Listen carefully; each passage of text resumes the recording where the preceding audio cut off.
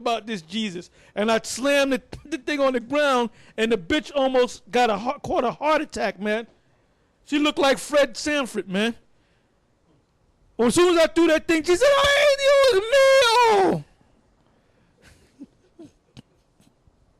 Go ahead. That's how they do, man. I mean, there are sins into that Caesar Borgia bullshit, man. Now Issachar, they into that shit too, but at least they'll make a Issacharite version of Caesar. It don't look nothing like Caesar. It just look like an Issacharite, you know. You know, he might have a feather tip to the side, man. You know, with a woman in his arms. Go ahead. And the pride of Israel testifieth to his face, and they do not return to the Lord their power, nor seek him for all this. Ephraim also is like a silly dove without heart. Yeah, Ephraim is known for their silliness, man. Go ahead. They shall call to Egypt and go to Assyria. When they shall go, Egypt to Assyria is really talking about Puerto Rico to America, because Assyria and Egypt are spiritual terms for America. All right? So they went from one part of America, because in Puerto Rico you can get welfare, you can get the Social Security, you know? You don't need a passport to go to Puerto Rico, because it's basically almost like a state. It's not exactly a state, but it's almost like a state. And they actually have a governor down there based upon this system up here in America. All right? That's why Ephraim could go to Puerto Rico and come back as many times as they want. They don't deport you to Puerto. They don't need no passport. All right? Go ahead. When they shall go, I will spread my net upon them. I will bring them down as the fowls of the heaven. I will chastise them as the congregation hath heard. Woe unto them, for they have fled from me. Destruction unto them, because they have transgressed against me. Though I have redeemed them, yet they have spoken lies against me. And they have not cried unto me with their heart, when they howled upon their beds. They assembled themselves for corn and wine, and they rebelled against me. Though I have bound and strengthened their arms, yet do they imagine mischief against me. They return, but not to the Most High. They are like a deceitful bow. Their princes shall fall by the sword for the rage of their tongue. This shall be their derision in the land of Egypt. Right, in the land of America. And they catching hell. They figure they're going to come over here to receive a better life. And they basically living just like Judah. All right? Living in the ghettos, man.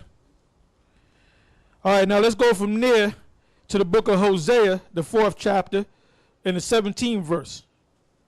And then immediately from Hosea 4, verse 17, go to Hosea 8 and 4. All right, go ahead. All right, Hosea chapter 4, verse 17. Ephraim is joined to idols. Let him alone. Now that's plain, man. You see an Ephraimite, they'll have in their car about 50 saints in their damn dashboards, man.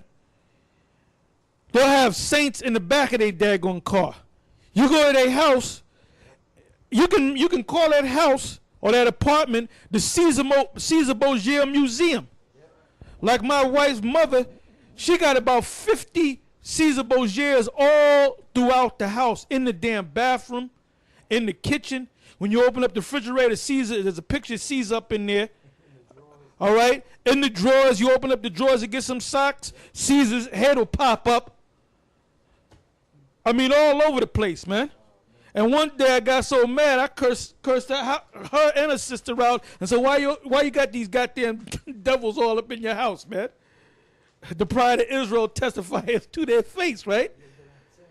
But yet they don't turn to the Most High. Go ahead. So Hosea 8 and 4, was it, Elder Torah? Okay, Hosea, you just finished reading Hosea 4 and 17, right? Come on. Now jump to Hosea 8 and 4. Hosea chapter 8, verse 4. They have set up kings, but not by me. They have made princes, and I knew it not. Of silver and their gold have they made them. That's their idols. Go ahead. And their gold have they made, of their silver and their gold have they made them idols, that they may be cut off. Now, let's go to the origins of that. Give me the book of 1 Kings, the 12th chapter, the 22nd verse to the 28th verse. Like I said, oh, another thing. This is the only tribe that has a car that the headlights got Caesar Borgia on the damn car, man. I mean, I don't know how it is out in them other states, man, but in New York, you can tell an Ephraimite by the idols. He got the American flag hanging off the back of his damn car. With the Puerto Rican flag. I'm sorry, the Puerto Rican flag I meant to say. At night when he puts them damn headlights on, you got a beam of 2 Caesar Borgias looking at your ass. So tell me that they ain't into idol worship, man. Heavy. Go ahead. And then them other tribes got into that idol worship stuff because they were following Ephraim. All right? Go ahead. Verse 22, right? First Kings 12 and 22. But the word of the Most High came unto Shemaiah, the man of God, saying, Speak unto Rehoboam, the son of Solomon, king of Judah, and unto all the house of Judah and Benjamin, and to the remnant of the people, saying, Thus saith the Lord, You shall not go up, nor fight against your brethren, the children of Israel. Right. Now, this is talking about that split during the time of Rehoboam and Jeroboam.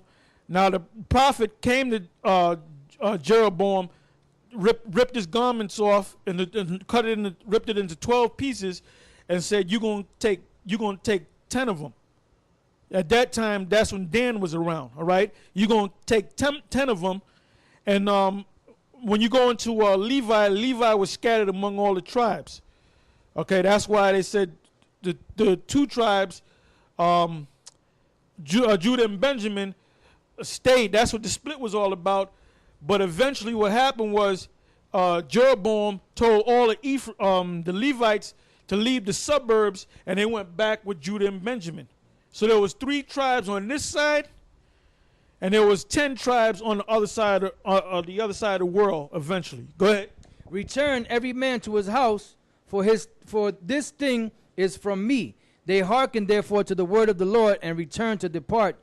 Yeah, because there was one king. Now, if you're going to rebel and break off from your king, you're looking to fight these people. You're looking to fight these Israelites that broke off, that showed no fealty to the king. Because Jeroboam sat up like he was a king, and he actually became a king. Because you actually had 2 different kingdoms. Go ahead. According to the word of the Lord.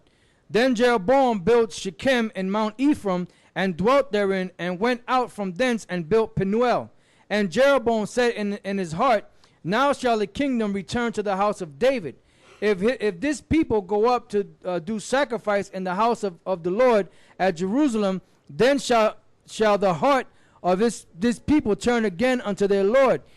Right. So he was set up to take them away from Rehoboam, which was the son of Solomon. And he was saying, you know what, I got to do something quick because they might get back in order and go back to following the line of David, King David, and go back to worshiping the Lord. So this is what this guy did. Go ahead. Then shall the heart of this people turn again unto their Lord, even unto Rehoboam, king of Judah, and they shall kill me, and go again to Rehoboam, king of Judah. Whereupon the king took counsel, and made 2 calves of gold, and said unto them, It is too much for you to go up to Jerusalem. Behold, thy gods, O Israel, which brought thee up out of the land of Egypt. And he set the one in Bethel, and the other he put in Dan. Now, did you hear that? Now, when you go back to the story of the Exodus of Israel leaving Mizraim, or Egypt, as they call it today, they had took gold and they had made one golden calf. All right? So you know the story about that. So that shows you when they left Egypt and they was in the wilderness for 40 years, all of them had died off, and their children lived in the wilderness and went to the promised land. So what were their parents telling them? On the sneak.